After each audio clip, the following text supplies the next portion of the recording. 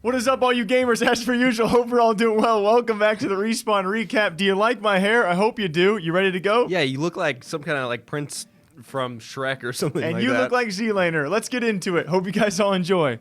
And certainly been a bit of a prevalent issue in the Valorant space for a few randoms. We get a lot of DMs about this, but not a gigantic issue, but still one at that, have been the false detections or false bans in the rising Valorant space. Certainly going to be an ongoing issue. Hopefully does get resolved. It was actually this past week, though, live on Shazam's stream, a player known as Ghost, who is pretty well known, has played alongside some pretty well-known names. I believe he actually played for the, I think it's China Win roster way back in the day, and alongside some pretty well-known pros. It was actually live on Shazam's stream. He had a very good play, one might say now, because he has since been unbanned, to which Shazam alerted the admins. They apparently hit up Riot. They investigated the account, and within 15 minutes, he was banned. Then the next day, he was unbanned, Riot taking to Reddit to say, hey, this was a very rare mistake.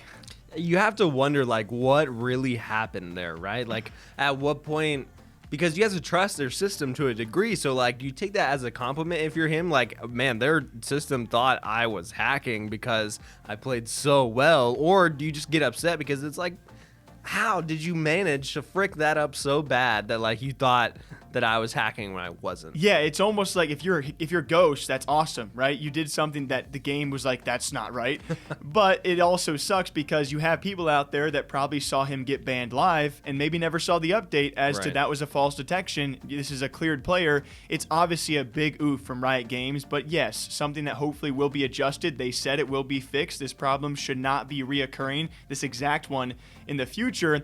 And again, no fault on Shazam, by the way. It's not his fault that he thought someone was suspicious. He was like, hey, check him out.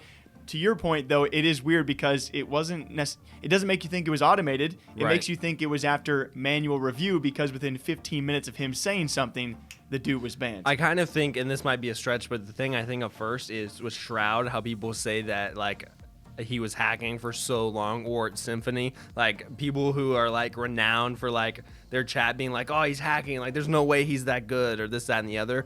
And now maybe like, can he join those ranks because he literally got banned for hacking when he wasn't? Yeah, we'll see what the future of Ghost is. He has now been banned and unbanned within a single day on Valorant. And DisguisedToast joins the news this past week for being one of the very few streamers to actually be on a different platform, but still to be handed a ban on Twitch. Something we love talking about. DisguisedToast, way back in the day, was one of the first Twitch streamers to leave on a deal to Facebook Gaming, then blow up during the Among Us meta, still doing very well on Facebook and on YouTube especially. This past week, unfortunately, he joins the ever-growing list of Twitch streamers, not given a specific reason. He was actually given a short Twitch ban because of apparently watching a clip on his Twitch channel. He sometimes goes back to Twitch for non-gaming streams. He was watching an old clip where an opposing player used a homophobic slur against him, and DisguisedToast was supposedly handed a ban for what someone else said. It's so weird. You have to wonder what the process is in this sort of ban of like, okay, was someone from Twitch just like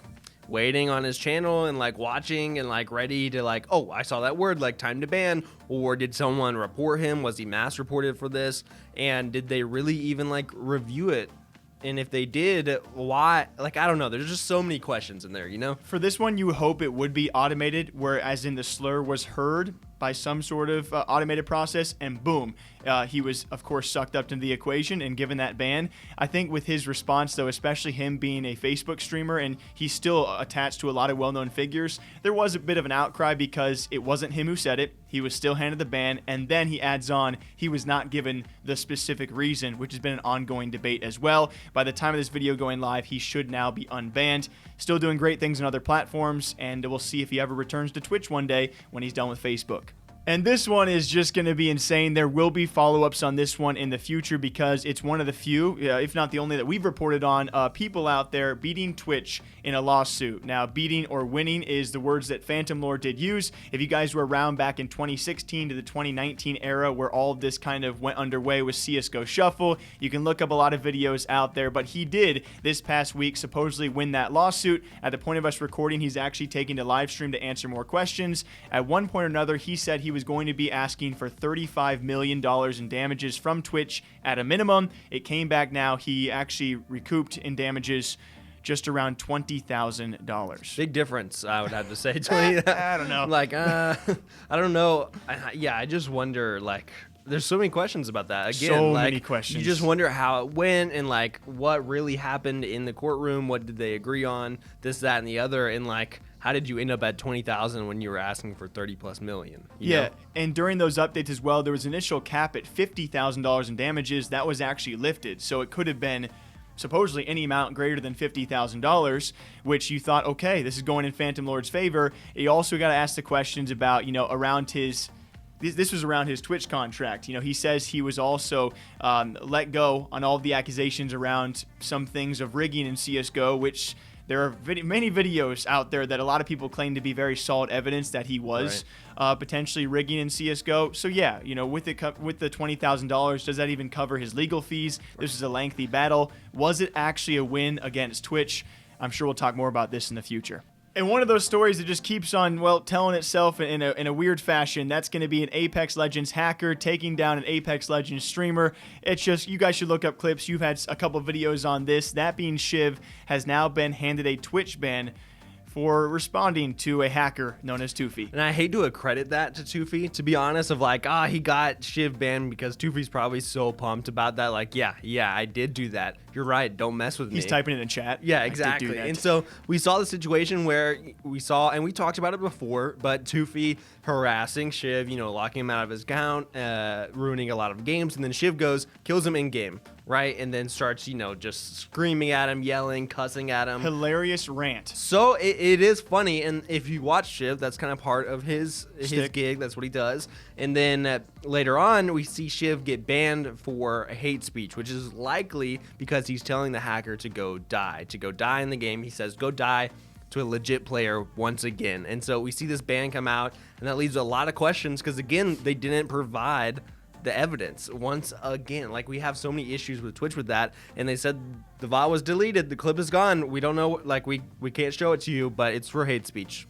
And so we don't know what to do. Oh, I didn't know that additional detail. So in this case as well, the VOD was deleted? Yeah. We've talked about 100 Thieves Tommy also having a similar circumstance where he was about to be handed a ban, and they were like, the VOD's not there, but it was insensitive material that you revealed. Right. So, but luckily, due to public backlash, that was actually taken back. That's not the case here, despite the entire Apex community responding and likely siding with Shiv for a lot of reasons. It's insane to see that a hacker, even with context matters, is given this kind of victory over a streamer who is raging at him for cheating. So obviously a lot more details. Check out Hunter's videos on that.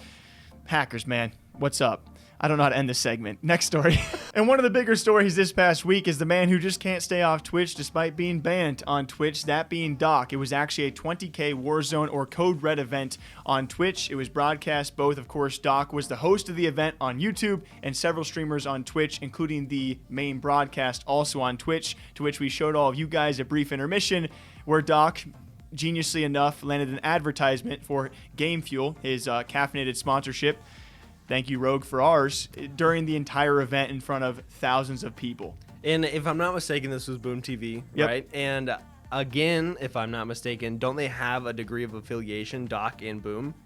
I mean, you could be correct. I feel like I've seen this in the past and seen them partner before in the past. And so part of me, like the devious part of me, wants to think that this was on purpose of like, oh man, it'd be so great if we showed a Dr. Disrespect ad on Twitch. It had to be on purpose. Right, like I don't know. They must have thought about it. I mean, you, of course, Doc was a co-host or a host of the event. So you imagine part of that planning for his team is like, what are we going to play during intermissions? Oh, maybe a Doc ad, which they had to know Boom is hosting on Twitch is going to be on Twitch. Part of me it really enjoys that part. Doc has stayed on Twitch several other ways outside of this, but for the first time in a long time, people were able to see an actual advertisement that was made by the Doc live on a Twitch broadcast, to which a lot of people saw as a victory. Speaking of victories, though, we still don't know what happened, and that victory has not been reached in whatever's going on between Twitch and Doc. Yeah, as per usual, we hope you guys all enjoyed the Respawn recap. Hunter, you want to show these lovely lads and ladies the door? It's straight over there. All right, guys, get to walking. We'll catch you back here next time. Take care.